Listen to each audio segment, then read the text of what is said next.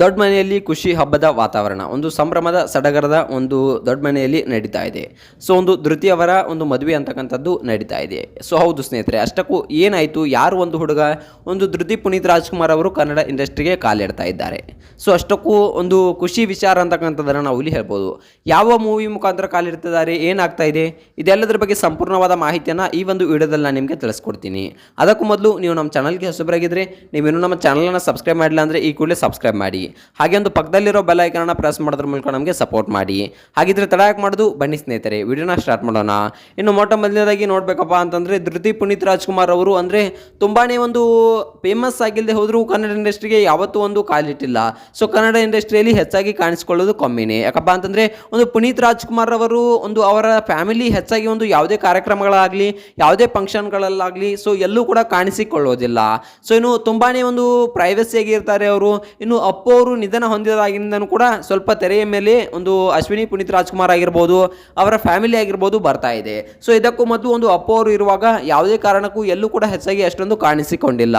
ಇನ್ನು ಅಪ್ಪು ಅವರ ಆಸೆ ಕೂಡ ಇತ್ತು, ನನ್ನ ಮಗಳು ಚೆನ್ನಾಗಿ ಓದಬೇಕು, USA ಅಲ್ಲಿ ಒಂದು ಡಿಗ್ರಿಯನ್ನು ಪಡೆದುಕೊಳ್ಬೇಕು, ಮಾಸ್ಟರ್ನ ಮಾಡಬೇಕು ಅನ್ನೋದು ಒಂದು ಅಪ್ಪು ಅವರ ಆಸೆ ಇತ್ತು. ಅಪ್ಪು ಅವರ ಕನಸಿನಂತೆ ಅಪ್ಪು ಅವರು ತಮ್ಮ ಮಗಳನ್ನು USA ಅಲ್ಲಿ ಕೂಡ ಒಂದು ಶಿಕ್ಷಣಕ್ಕೆ ಅಂತ ಇಟ್ಟಿದ್ರು. ಅದಾದ ನಂತರ ಒಂದು ಶಿಕ್ಷಣ ಕೂಡ ಈಗ ಅವ್ರದ್ದು ಕಂಪ್ಲೀಟ್ ಆಗಿದೆ.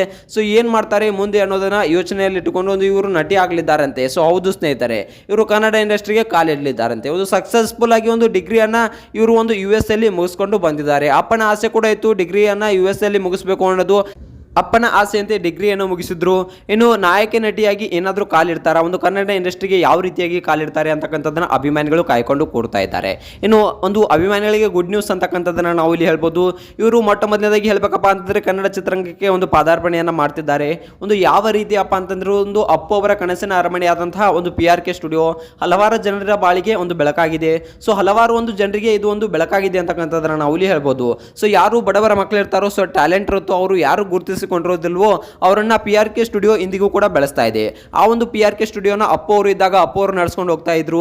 ಇನ್ನು ಅಶ್ವಿನಿ ಪುನೀತ್ ರಾಜ್ಕುಮಾರ್ ಅವರು ಈಗ ನಡೆಸ್ಕೊಂಡು ಹೋಗ್ತಾ ಇದ್ದಾರೆ. ಇನ್ನು ನೋಡ್ಬೇಕಪ್ಪ ಅಂತಂದ್ರೆ, ಅದನ್ನ ತಮ್ಮ ಮಗಳು ಧೃತಿ ಅವರು ನಡೆಸ್ಕೊಂಡು ಹೋಗ್ಬೇಕು ಅನ್ನೋದು ಅಪ್ಪು ಅವರ ಆಸೆ ಆಗಿತ್ತು. ಸೊ ಇನ್ನು ಅಪ್ಪು ಅವರ ಆಸೆಯಂತೆ ಆ ಒಂದು PRK ಸ್ಟುಡಿಯೋನ ಒಂದು ಧೃತಿ ಅವರು ನಡೆಸ್ಕೊಂಡು ಹೋಗ್ತಾ ಇದ್ದಾರೆ ಇನ್ಮೇಲೆ ಅನ್ನೋದು ಕೂಡ ನಮಗೆ ಖುಷಿಯ ವಿಚಾರ. ಇನ್ನು ಇದರ ಮೂಲಕ ಒಂದು PRK ಸ್ಟುಡಿಯೋನ ನಡೆಸ್ಕೊಂಡು ಹೋಗೋದ್ರ ಮೂಲಕ ಒಂದು ಕನ್ನಡ ಇಂಡಸ್ಟ್ರಿಗೆ ಒಂದು ಕಾಲಿಡ್ತಾ ಇದ್ದಾರೆ ಅನ್ನೋದು ನಮಗೆ ಹೆಮ್ಮೆಯ ವಿಚಾರ ಅಂತಕ್ಕಂಥದ್ದನ್ನ ನಾವು ಇಲ್ಲಿ ಹೇಳ್ಬೋದು.